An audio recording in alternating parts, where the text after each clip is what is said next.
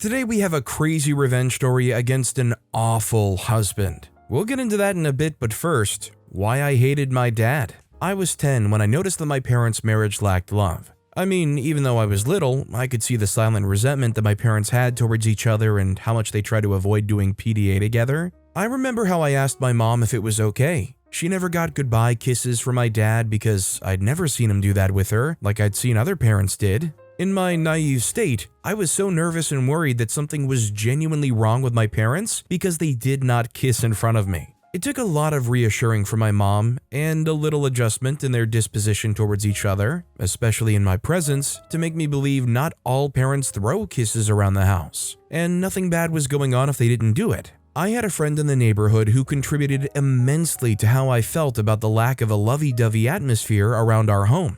Each time I visited their home, her parents never spared any effort to publicly and affectionately show love to themselves and their kids. One time, I was there and my friend's dad was stepping out to get some groceries. I think he had completely forgotten to kiss his wife's cheeks, and as I sat with my friend in the living room, we could hear her mother saying, "Honey, are you just going to leave like that?" Immediately, my friend's dad retracted his steps and went to the kitchen to hug his wife and kiss her cheeks. I could see my friend giggling on their behalf while she called her parents lovebirds. I just sat there wondering what was going on. My friend went ahead to recount how much her parents love each other and how they seize every opportunity to show it. While she recounted the stories with glee, my mind wandered away to the reversal in my home and how much I also longed to see my parents genuinely happy together. By the time I was 15, it was so obvious to me that my parents might have just chosen to get married out of convenience or necessity instead of out of love. I also noticed that there were days my dad didn't make it home on time after work, or days he went to work so early.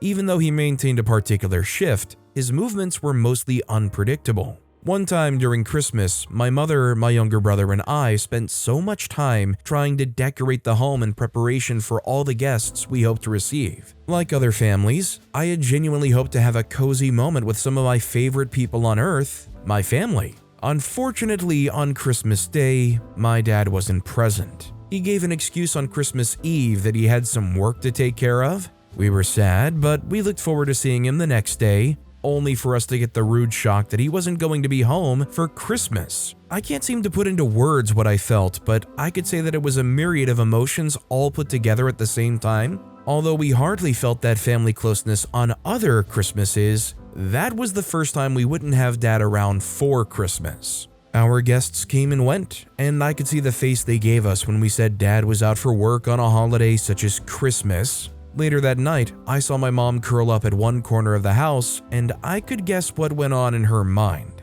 Talking about my mom, she's the type of person who likes to give her all, especially to her loved ones. I've heard the stories of how she met my dad, a story I consider stale half of the time, but what I didn't know was if they were truly head over heels in love with each other. Even though they never said it, I knew they got married after they got pregnant with me. Our home was like that, filled with silent stories that may never be told. I knew it wasn't my fault that my parents married each other, but I couldn't shake off the feeling that it was me who gave them no choice. Yet my mother tried to cover it all up. She carried that burden so heavily, but calmly. And my dad didn't make it easy for my mom to make a firm decision if she had any to make. That was because on some days, my dad was present, even though he was silent. He did show some affection towards my mom the best way he could, and what more could a woman ask for other than a man who felt a deep sense of responsibility towards his wife and kids? The only thing that I hated about those responsibilities was that they only included material provisions and nothing extra.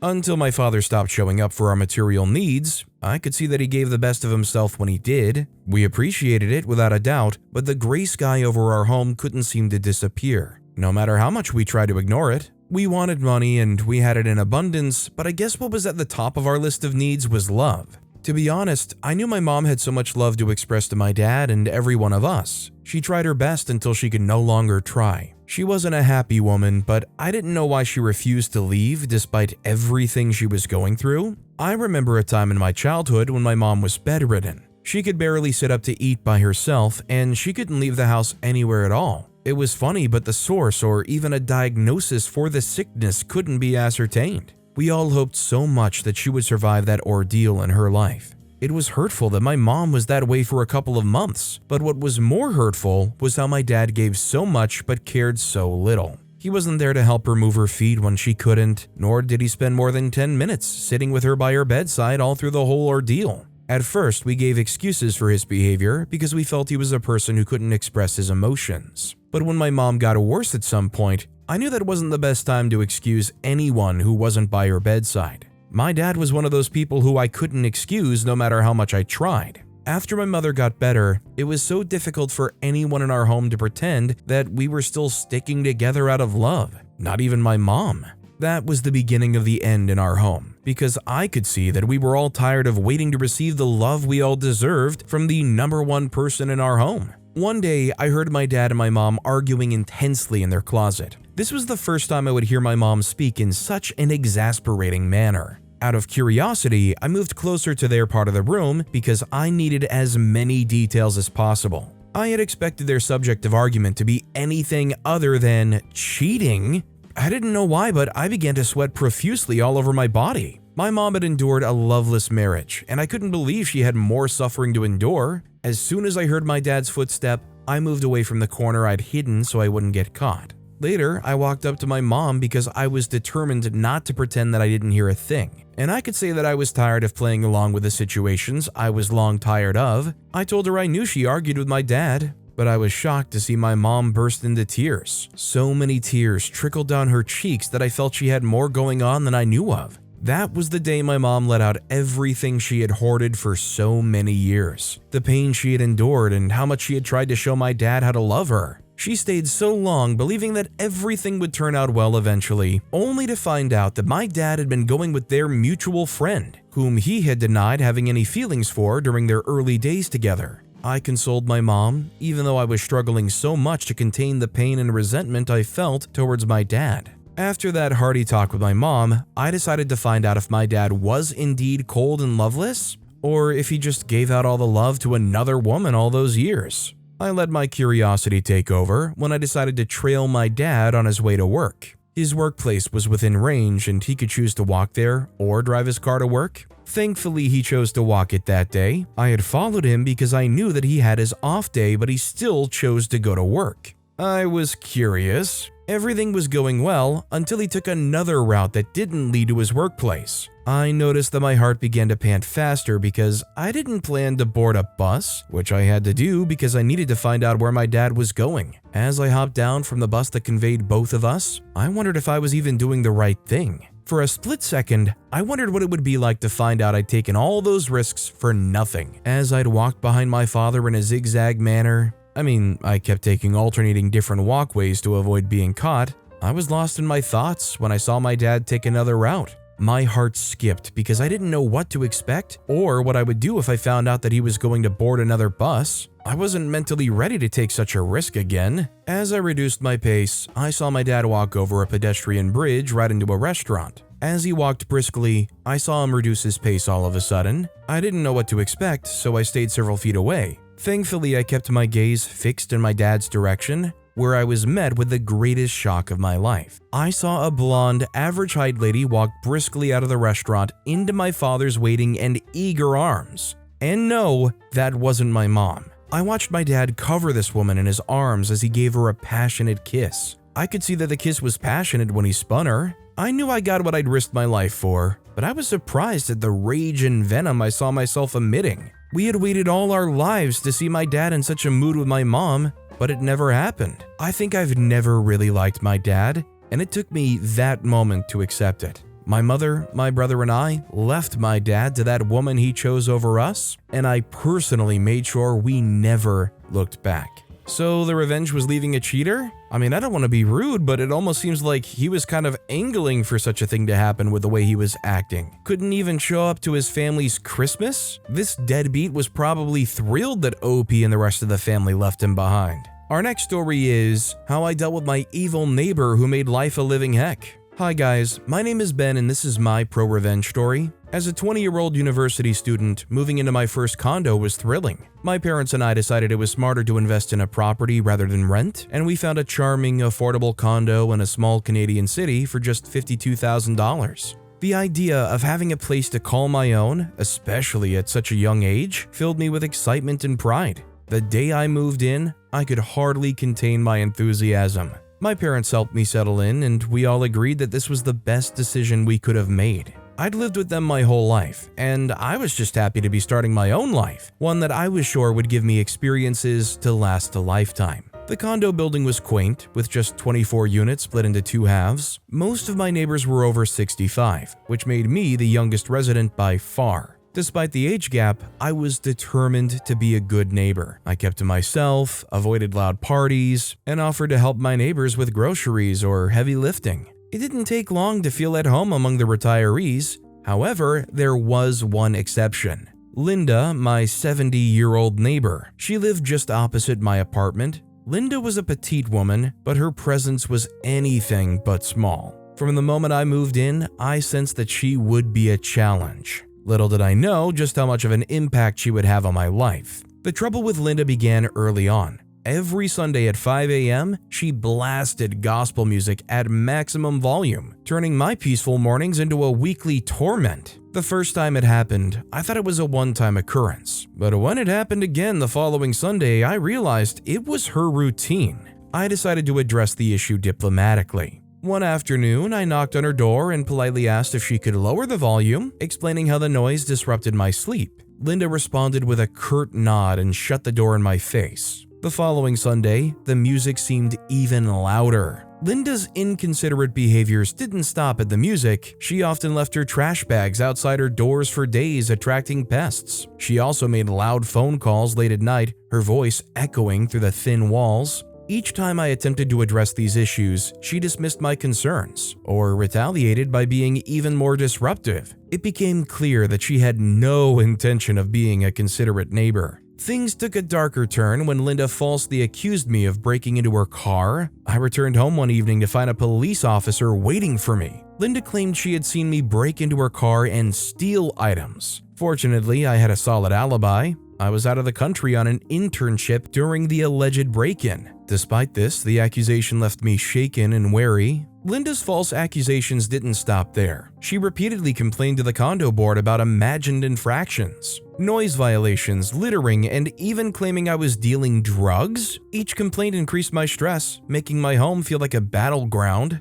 I tried to stay calm and diplomatic, maintaining my innocence and providing evidence to refute her claims, but Linda's relentless harassment wore me down. I did my best to avoid conflict, focusing on my studies and work as a paramedic. However, Linda's constant meddling made it difficult to find peace. Every time I saw her, she had a new complaint or insult ready. Despite my efforts to live quietly and respectfully, Linda seemed determined to make my life miserable. Amidst the turmoil caused by Linda's harassment, there was one neighbor who stood out as a beacon of kindness. Mrs. Jenkins, an elderly widow living across the hall, always had a warm smile and a kind word to share. Despite her own struggles with mobility, she never hesitated to offer help whenever she saw me struggling with groceries or carrying heavy boxes into my condo. One memorable afternoon, as I juggled bags of groceries in the hallway, Mrs. Jenkins appeared with her walker, offering to lend a hand. Together, we made quick work of bringing everything inside. Over cups of tea in her cozy living room, she shared stories of her youth and offered sage advice on navigating the challenges of condo living. Then the worst thing Linda could ever do happened one evening. It happened that after a long shift as a paramedic, I received a call from the police. They needed a statement from me about a shooting incident I had attended as part of my job. We agreed they would come to my condo the next day. When the officers arrived, I buzzed them in and quickly got dressed. As I was doing so, I heard them mistakenly knock on Linda's door first. The officers introduced themselves as being from the Royal Canadian Mounted Police Major Crimes Division and asked for me. Linda, ever the busybody, eagerly pointed them to my unit. Worst thing was that she couldn't even wait a minute to hear what it was about as she shut her door, probably zeroing on the fact that I must be a criminal. It wasn't long before rumors started flying. According to Linda, I was a criminal under investigation for serious crimes. The next day, I noticed the shift in how my neighbors looked at me. People who had once greeted me warmly now avoided eye contact. The condo board president knocked on my door with a letter demanding an explanation and threatening eviction. Linda had written to the board claiming I was a dangerous criminal. I tried to explain the situation, but the damage was done. The stress was overwhelming. I felt betrayed by a community I had tried so hard to be a part of. My peaceful home had turned into a hostile environment, all because of Linda's malicious lies. I knew I had to take a stand, not just for my own sake, but to put an end to her reign of terror. After the false rumors and the condo board's demand for an explanation, I decided enough was enough. I couldn't let Linda's lies ruin my life. Determined to clear my name and expose her for the troublemaker she was, I started formulating a plan. My first step was to reach out to the police officers who had visited me. I explained my situation, and they were more than willing to help. They provided me with an official letter from the Royal Canadian Mounted Police, RCMP, that clearly stated I was not under investigation for any crimes. The letter detailed that the officers had visited me solely to take a statement regarding a case I was involved with professionally as a paramedic.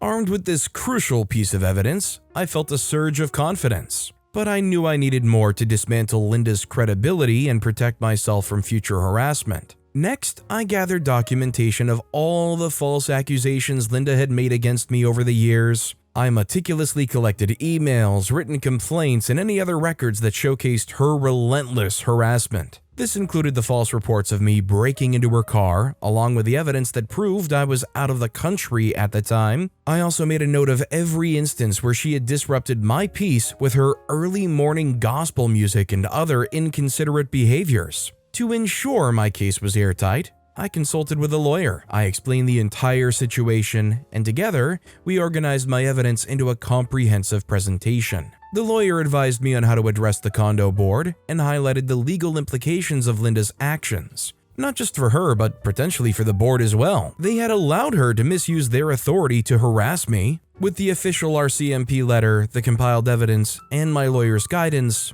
I felt ready to face the condo board. My goal was to not only clear my name, but also to hold Linda accountable and ensure that she could no longer use the condo board as a weapon against me. The upcoming meeting would be my chance to turn the tables. The day of the emergency condo board meeting arrived, and the atmosphere was tense. As I entered the room, I could feel the eyes of my neighbors boring into me. Linda sat smugly in the corner, confident in her lies. The board members, who had previously welcomed me, now looked at me with suspicion and disdain. The board president started the meeting by asking for my explanation regarding the serious allegations Linda had made. Taking a deep breath, I stood up and handed each board member a copy of the official RCMP letter. As they read through the letter, I watched their expressions change from skepticism to shock and embarrassment. The letter, signed by the regional superintendent, clearly stated that I was not under investigation for any crimes and that the officer's visit was purely for a statement related to my job as a paramedic. The board members shifted uncomfortably in their seats, realizing they had been misled.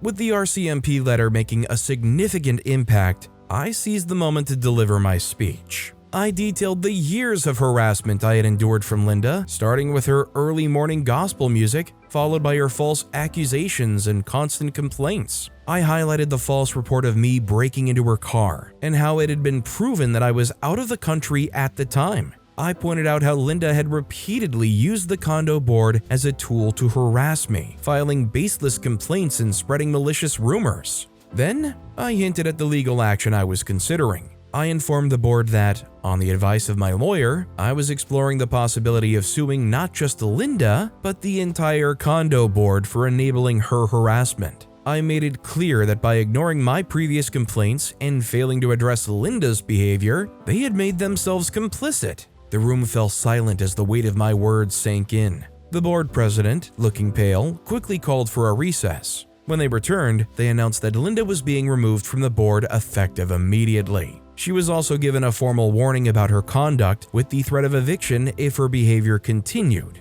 Linda was visibly furious, but she couldn't do anything. I had turned the tables, and for the first time in years, I felt a sense of justice and relief. The board's decision was swift and decisive. Linda was immediately removed from her position on the condo board and issued a formal warning about her conduct. They made it clear that any further harassment would result in eviction proceedings. Adding to her troubles, the police charged Linda with making false statements and obstructing justice, resulting in a court summons. The weight of her actions finally caught up with her, and she pled guilty, receiving a suspended sentence and a year-long condition to not harass or inconvenience me in any way. For the brief period before I moved to another province, I enjoyed a newfound peace in my condo. Sunday mornings were blissfully quiet, without Linda's disruptive gospel music. I could walk through the hallways without receiving suspicious looks from my neighbors. The satisfaction of knowing that justice had been served was immense. Linda's reign of terror had ended, and I had not only cleared my name, but also restored my sense of home.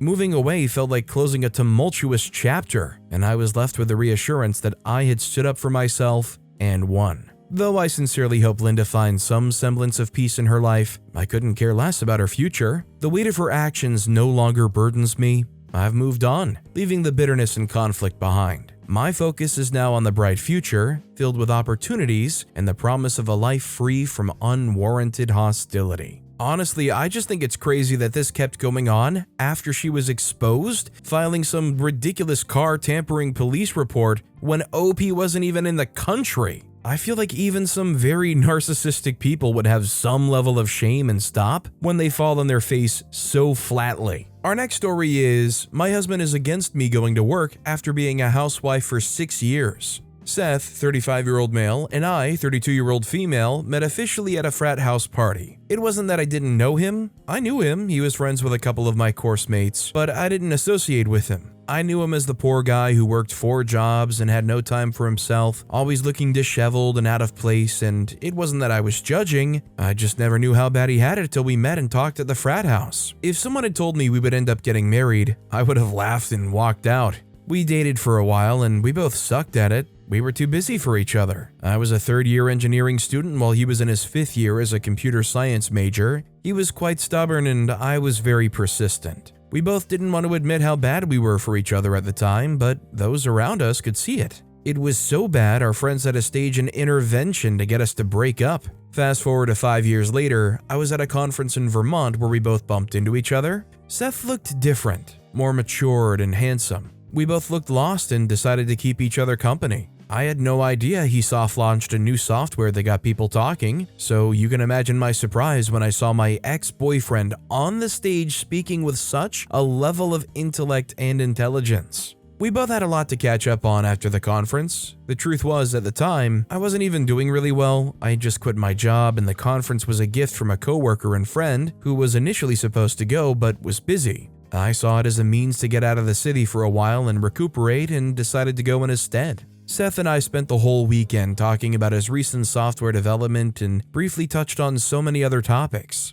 It was easy because we hardly knew anyone around, and at the time, Seth seemed much more mature than he was in college. I was almost contemplating having a do-over with him. We exchanged contact before departure, and I expected that to be the last I would hear from him because he's always on the move due to his recent software launch, while I reside in Boston. He was consistent in his call, kept tabs on me, and he seemed genuinely interested in taking things to the next level despite distance being a barrier. When I told my friends about him, I could tell that they were instantly against us being together, despite how well they tried to hide it. They all knew how bad our relationship was in college. I, on the other hand, was adamant. I saw a different, well-grown man, and despite my friend's reservation, I went for it with him, and honestly, maybe I was blinded by love or greed, or maybe it was because we hardly saw each other in person, but we were doing really well. We spoke to each other every day. I told him my plans to get a job. He told me he had friends that could help with that, and he really did because the next week, I was hired at a new and upcoming company. This made me less consistent in keeping tabs on him, since I had to work all day and was always burnt out when I came back from work. It caused a rift between us and had my boyfriend telling me to quit my job since I had less time for him, which sounded ridiculous because there was no way in heck I would ever do that. We thought about it and decided we had no choice but to make more time for ourselves out of the little we both had, and I thought we were willing to work on that till I got fired a month later. It wasn't that I did something wrong, but the company found an investor who was willing to invest in them on the condition that they move away to another city, and they had to lay off workers since they were up and coming and really needed the money. It briefly occurred to me that my boyfriend had a hand in this, but I wasn't ready to believe that someone who was busy traveling with his team to talk about his groundbreaking software would do something so petty just because we both didn't have time for each other. It wasn't like he wasn't always busy, he always was busy. It didn't make sense to do something like that, so I brushed it off as nothing and spoke to him about it. He kept reassuring me something new would turn up and he would see what he can do. This made me so relaxed since he was initially responsible for my first job and he always handed everything I needed financially to me, so it wasn't like I was broke.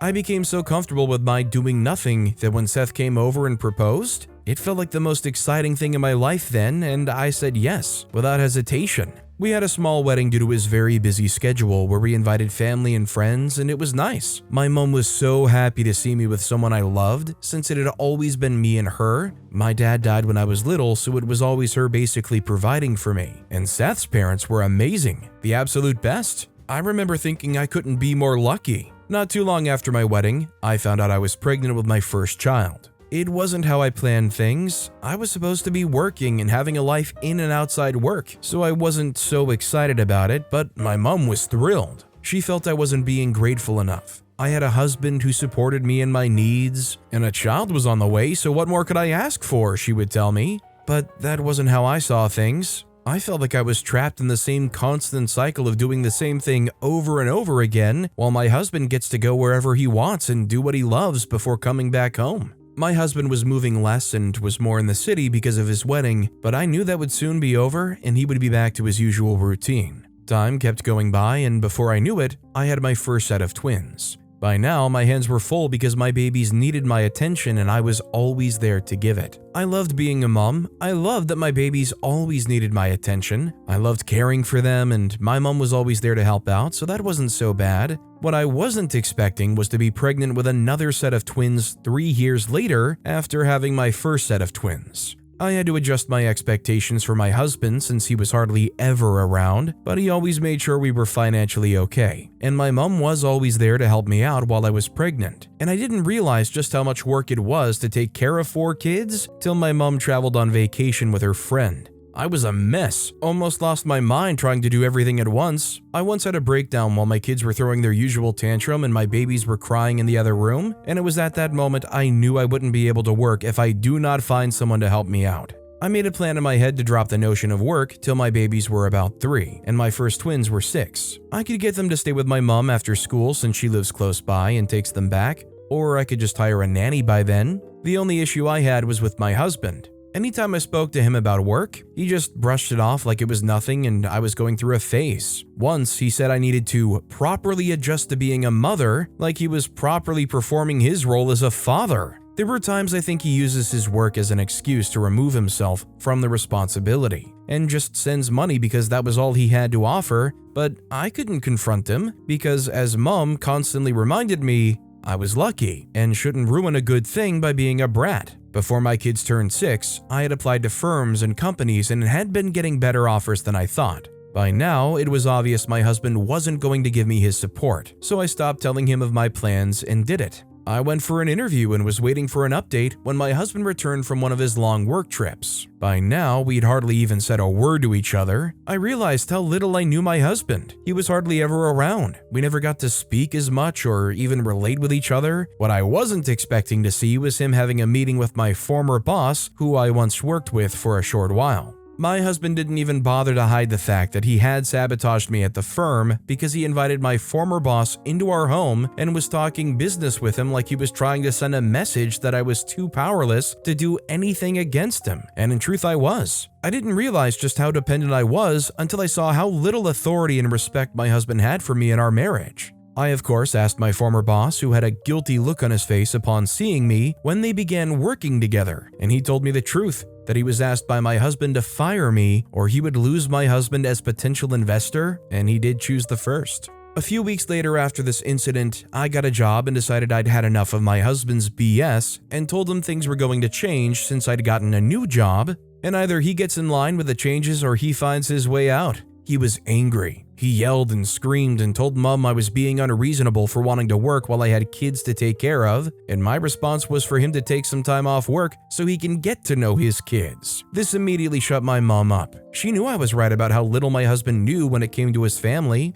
but of course, he was the same old stubborn Seth who was always right and cared so little about others' opinions, so he had something to say in his defense, which, as you all would have guessed, was work. I started my job and loved it. Yes, it was hard trying to find a balance between my work life and my family, but my mom did her best to help me out. She supported my decision when she saw how irresponsible my husband became towards his family. He always had a business trip or a seminar to attend, or something was always up, even to the point at which I became suspicious of him because I went to work, and trust me, it isn't always as intense as he makes it out to be. I recently found out about his infidelity with one of his coworkers, and his so-called job was just an excuse to do whatever he wants, and so I served him the divorce papers without hesitation. I could have understood his need to work. I could bear with his irresponsible attitude even though I wasn't supposed to, but I would never accept a lying, cheating butt near me or my family. His parents tried to convince me to work it out, but I was done with his BS and told them they were welcome to see their grandchildren anytime. But I wasn't getting back with their son. I have a job I love and have been trying to make things work for myself and my kids, which is all I could ever ask for.